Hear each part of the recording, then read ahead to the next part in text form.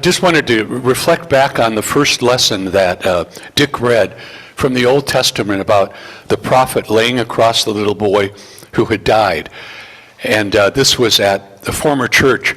I had felt led of the Holy Spirit to go to the hospital to pray for the brother of a member of our church whose internal organs had shut down.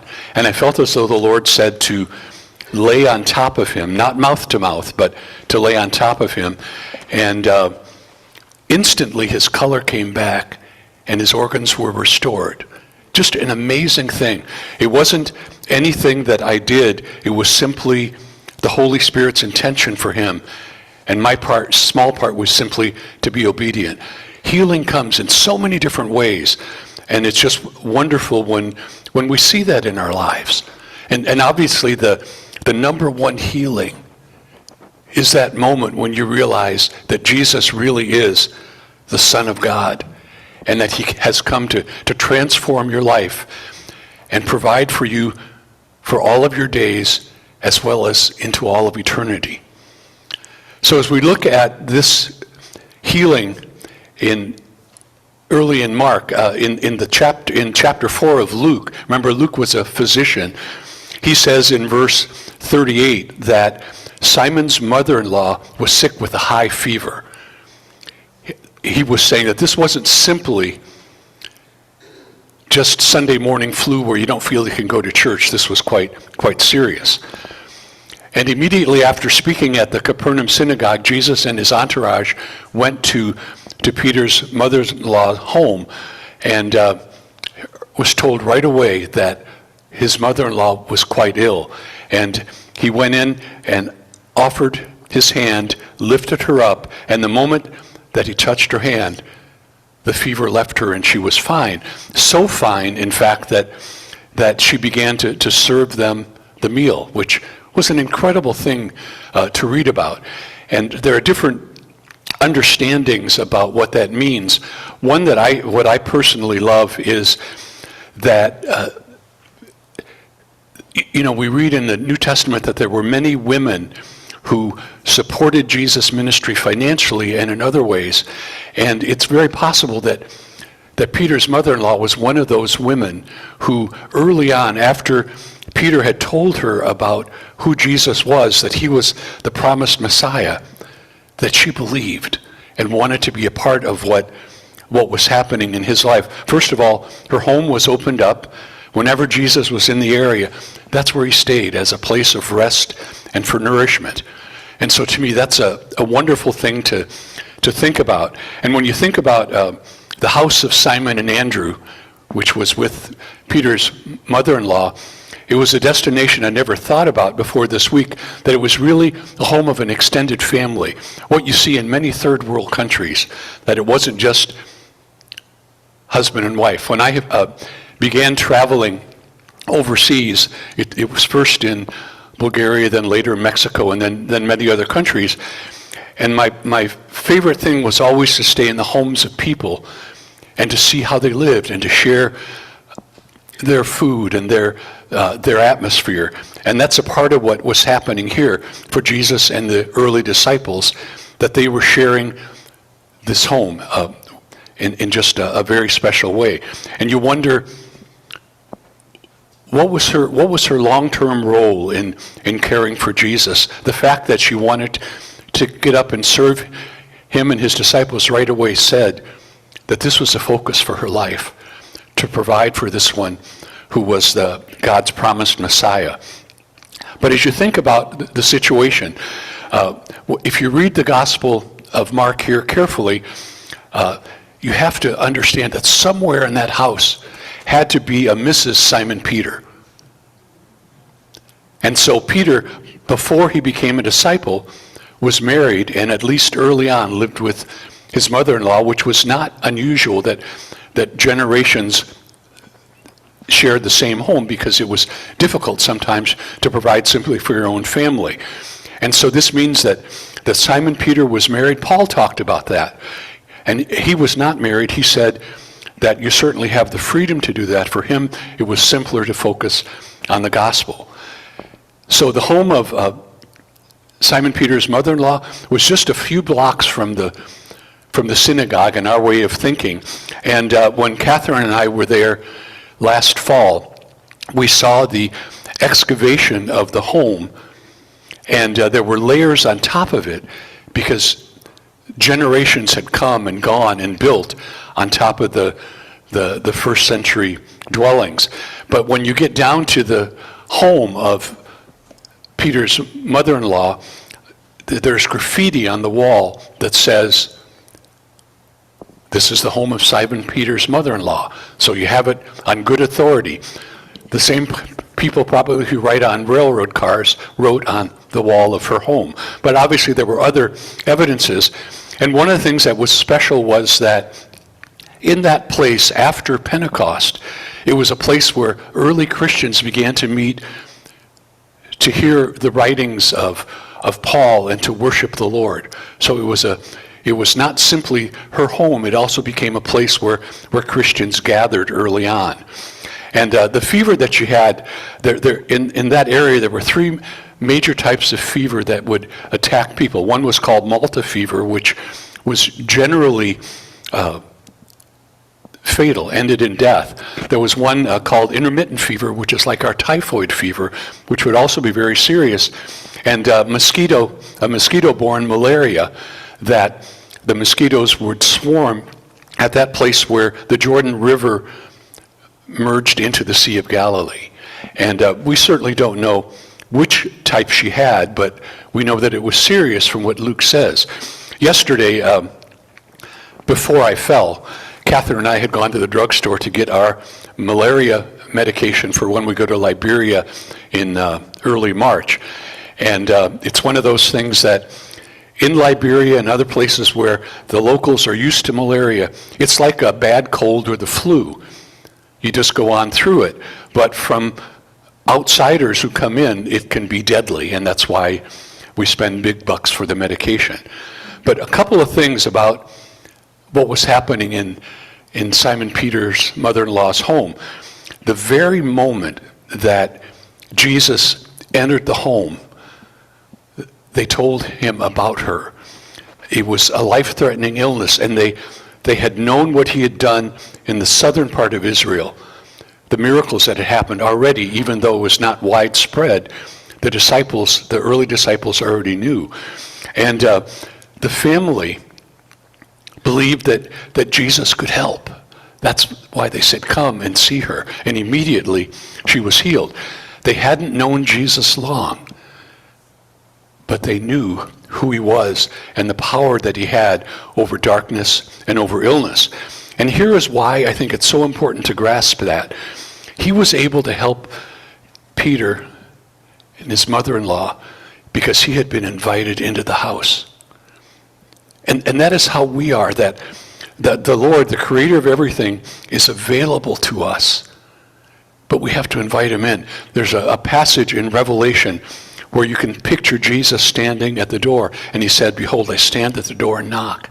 And whoever will open to me, I will come into you." Peter opened the door, and his mother-in-law was instantly healed. Think about the issues that you have in your life. Are you inviting him in to touch you, to bring change to a situation, to the people that you love? He's knocking. He's simply waiting for you and I to open the door. And it changes everything.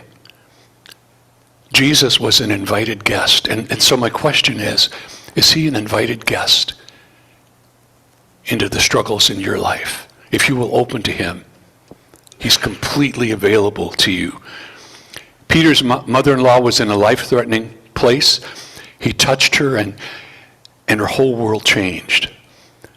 And what an amazing woman she was. Her story doesn't end with her hospitality to Jesus. It was just the beginning of a life that was made available to Jesus and his core disciples.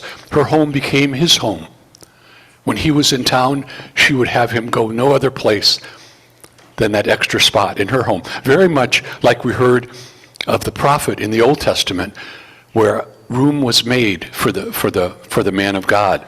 But there was more. And to me, this is, again, an interesting side note in the story. She was healed on the Sabbath. You don't do that. That would be against Jewish law, that it's a day of worship and a day of rest. But Jesus, who was the Lord of the Sabbath, brought healing. But what happened? As soon as there were just 3 stars in the sky at night, that was the end of the Sabbath. And now the whole city, it says, came to the front door of that home because they'd heard that the healer was there and that he had healed the lady of the house. And so they came hoping that Jesus would bring healing, would cast out demons. And that's exactly what happened. And she was a part of that because it was at her home that the miracles came forth. Just a wonderful thing. Mark talks about that in very clear ways. Matthew also refers to what happened, and he says in Matthew 8:17, this was to fulfill what was spoken through Isaiah the prophet. He himself took our infirmities and carried our diseases. Changes everything. Her priorities, from my understanding now, were completely changed. Possessions, order in the house didn't matter. Friday night we had a large birthday party at our home in Amherst for one of my children. And Catherine said, before people come, can you help me run the sweeper and dust? And I said to her, why would you do that? They're just going to make another mess. Let's do it after they're gone. To me, that makes all the sense in the world. But she was one of those people whose priority was no longer order and cleanliness, but it was for the presence of the Lord. For many years, as I've studied the New Testament, I've been fascinated by the story of the paralytic who was carried to the home of a lady, and they opened up the roof and they were able to lower this man who was paralyzed into the room so that he could be touched by Jesus. And he was completely restored. Imagine that happening in your house. My first thought would, oh my Lord, does insurance cover this? The home that happened in was Peter's mother-in-law. The story is told in Mark chapter 2, first 12 verses. Her thing was not everything done neat and tidy, but it was to allow others to come into the presence of the Lord. It's wonderful. So I want to talk a little bit about the miraculous and what it means. And as you hear me speak, don't look at my walking stick. Listen to what I say. I will be healed of this quickly. One of our first service people told me that I had pulled the quad muscle, which I hadn't done that since I used to play on the church softball team in the mid-'70s. So I guess I've lost a step or two. But it's wonderful when you feel the touch of the Lord and it brings healing. So I ran across a book this week called The Miracles, and it was written by he is now deceased, a medical doctor and a medical researcher who had heard all kinds of stories about miracles. And he wanted to try to understand what really is involved in a miracle. And he said some things in his book that I found interesting. He decided to study in depth 10 apparent miracle healings with unusual recovery after prayer. And so he was able to get x-rays and doctor's reports, interview the doctors who treated the patients, and as well as he was able to interview all of the patients who had been apparently miraculously healed. And he says that you can never prove that a healing has taken place, but if a number of folks experience unusual recoveries from serious illnesses where people rarely recover, then we can know that something unusual has happened there.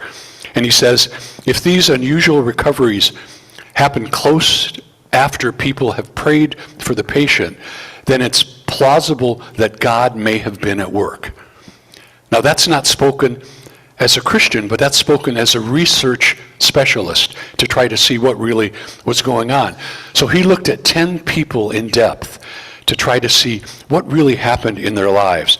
And here are his conclusions from the 10 that he studied, that he found good documented medical evidence of unusual recovery that was close around prayer for the patient. And secondly, the probability of natural remission was very remote for each of the people. The most believable explanation is that they were cases of divine healing.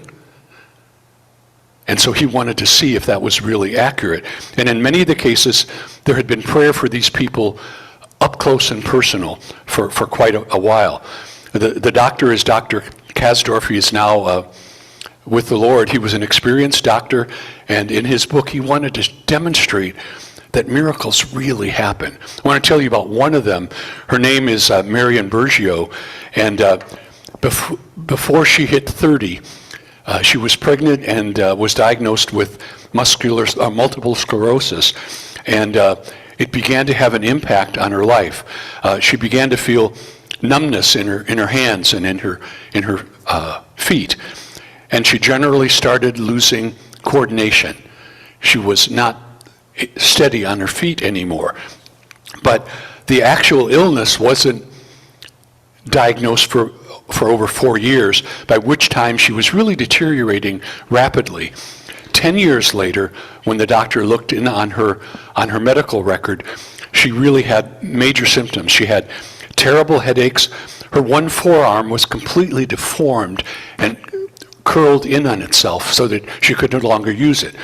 She was incontinent. She had lost most of her vision as well as her hearing. She wasn't able to eat anymore. She had to be fed through a tube, and she could not even hold her head up anymore. So she was really a difficult place. Of course, she couldn't walk by herself. A friend visited her regularly to pray with her and ultimately invited her to a healing service. She said, "I would push you in a wheelchair," and she said, "There's no reason to go out of your way for me. I am the way that I am." But being badgered a bit, she agreed to go, and eventually was taken in a wheelchair. And in the book, she says, "I can't remember exactly the details of what happened in that healing, but she said, here's what I do remember. I was in my wheelchair, I couldn't look up, and all of a sudden I could look up, and I realized that I was standing, and my arms were no longer deformed, and I had them raised, and I could speak in a way that I hadn't been able to for years." And she began to walk down the aisle because she realized that she was no longer a cripple. She no longer needed the wheelchair. And it was a miraculous thing. No one had touched her. No one in the meeting had prayed for her, but it was just in the environment of a worship service that she was healed. And she went quickly to her doctor, who was absolutely amazed. He told the author that it just doesn't happen like that. All of her symptoms were gone, including the deformity, and she was released as a patient. She did not need medical attention. And ultimately, she and her husband became strong believers in Jesus because of the healing. They understood that there was a power beyond what you can see, and that power was Jesus Christ. That's the miracle. It's wonderful. And as I said at the beginning, the most important healing is when you understand that Jesus is real and that he lived and died for you, that you might be with him forever. When we experience physical healings in our lives, like that happened at Capernaum and that happens in our life, we understand that ultimately we will die physically, but they're indicators that there's more to life than what you can see. There is more to what we can touch and feel. There's a spiritual reality beyond our lives, and that's what Jesus came to open up for us when we come to him in faith. So, in conclusion, back to the miracle worker in Capernaum. After the last miracle of the night, and the disciples found their little corner in which to rest for the night, everything was peaceful. But long before dawn, it says that Jesus got up and went away for a time of prayer to be with his Father. And just outside of Capernaum, overlooking the sea is a small cave that was familiar to Peter, and many experts believe that it was to that cave that Jesus already knew about, that he went to be alone to seek the Father and to pray about the future. And it was Peter then who came and found him. He knew probably where he would go and said, there are many more people looking for you. Will you come and pray for them? And Jesus said, no, my future is not in Capernaum. It's in all of Galilee. I need to go to the villages and preach in the synagogues because that is why I came. And so when you apply that to yourself, when the Lord touches our lives, brings change, it is for a purpose. It is not simply that we feel good about ourselves, but it is also that we can be a witness to others about what has God done in our lives, how he has changed us on the inside, and how we want to share that good news with other people. That's the Christian gospel, and it's why we are here. It's why we ask the Lord, would you touch our lives spiritually and physically, that we might be effective witnesses for you. So as we continue our service, let's stand together and confess our faith using the words of the Nicene Creed. We believe in one God, the Father,